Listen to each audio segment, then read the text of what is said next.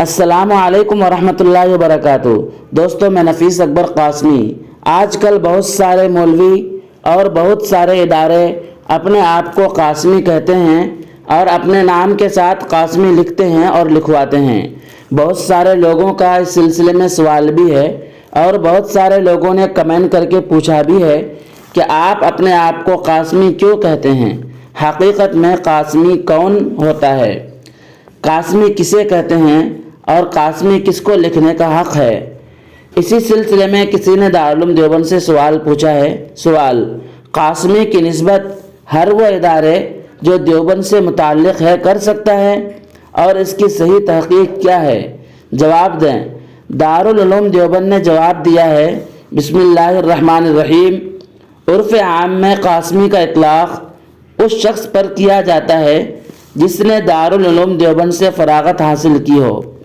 اس لیے دوسرے ادارے کے لیے یا اپنے لیے یہ لفظ استعمال کرنا اور اپنے فضلاء کو قاسمی کہلوانا درست نہیں ہے۔ اس میں ایک طرح کا دھوکہ دینا لازم آئے گا۔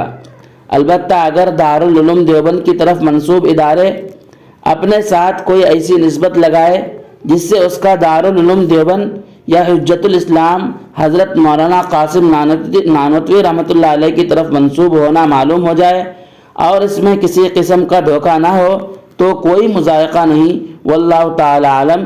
دارالفتہ دارالعلوم دیوبند۔ دوستو، ویڈیو کے سلسلے میں آپ کی کیا رائے ہے؟